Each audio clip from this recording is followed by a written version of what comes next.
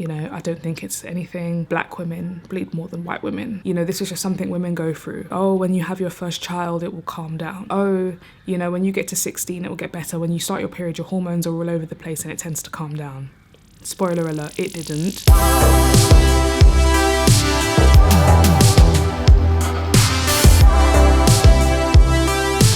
So, I have an ovarian cyst. But first, breakfast. Ah! See what happens when you're trying to be cute. Side note, I don't want to hear nothing about the way I do eggs, yeah? They're not good. They're not good eggs, but I like them.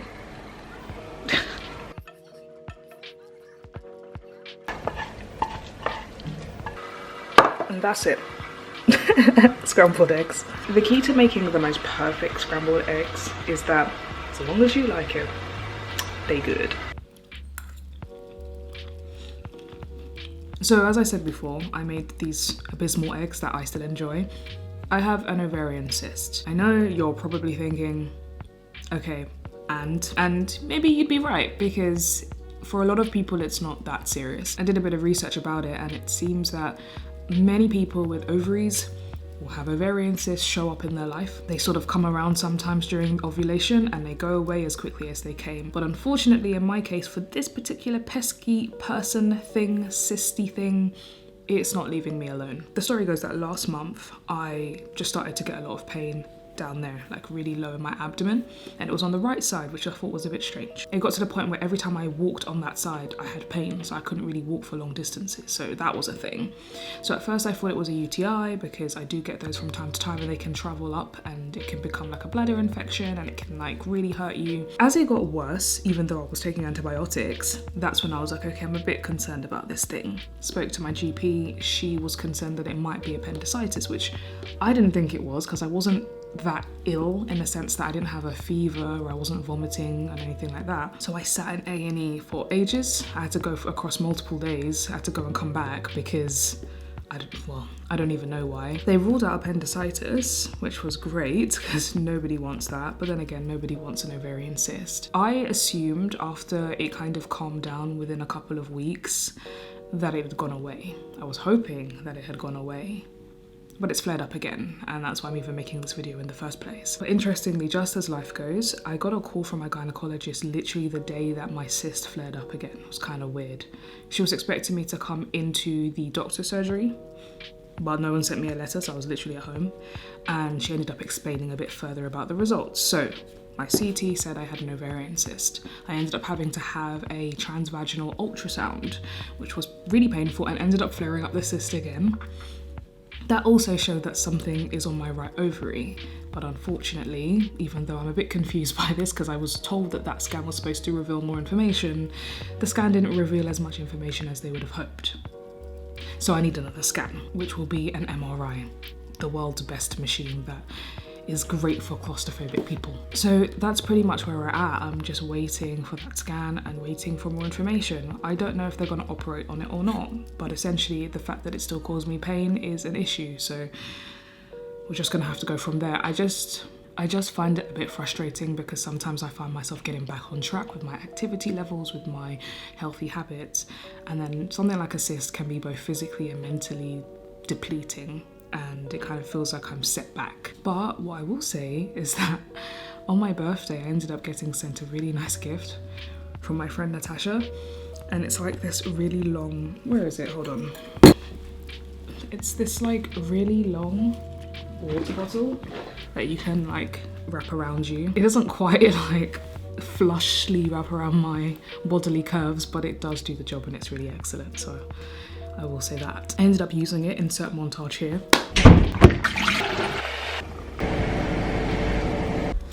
Look, I think one of the things I find the most frustrating about all of this is that I've had gynecological pain since I started my period, I would say. I started my period I think around 12 or 13, and I've had constant horrible pain each time I've had a period ever since.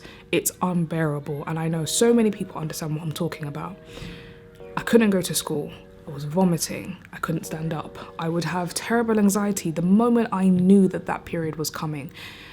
I went back numerous times trying to explain to these people that, look, this is really horrible, I can't continue like this, and I just got fobbed off the whole time. You know, this is just something women go through.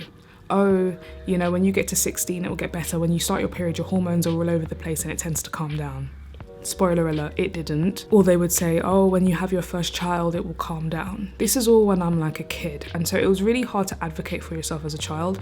And my mum, who doesn't have period pain like mine, didn't really know what to advocate for, I guess, at that time. So we both just took what people said at the time. Then I got a little bit older and I tried to kind of push for it again and still got kind of kicked back. I got told, aren't you taking your mefenamic acid? Aren't you taking your cocodamol? Yeah, side note, I got prescribed cocodamol at 12 for this period stuff. No early teenager should be taking cocodamol for their period. Period. You shouldn't be taking something that strong for that, in my opinion. I'm sorry, but like, that's not right. Anyway, they would fob me off again. But then, I mean, if you don't know, I'm a journalist, right? And I had to do a research call for a story that we were potentially doing about menopause, which I'm not working on anymore. And I spoke to this wonderful woman at the time. She had an experience with uterine cancer. And obviously she was saying to me, look, you probably don't have that. I'm just telling you that the symptoms are so vague with a lot of these things. It could be numerous things and it could be nothing. But one piece of advice that she gave me was just persevere and make sure you figure out what's going on, because if it's nothing, at least you have peace of mind, at least you didn't have any regrets.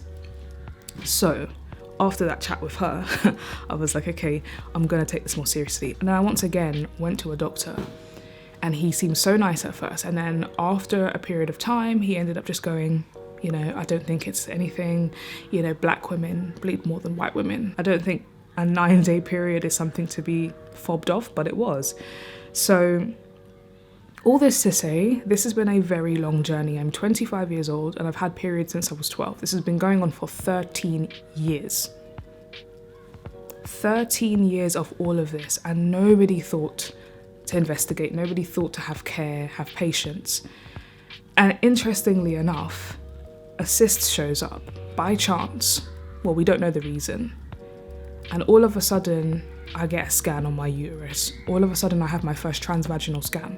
All of a sudden, I'm about to have an MRI. All of a sudden, I've seen my first gynecologist ever in my whole life from this. I've been in worse pain than this, you know? Like, this ovarian pain is awful, but I've been in worse pain than this at a much younger age and had no sympathy. Nobody double check just to see if there was something going on.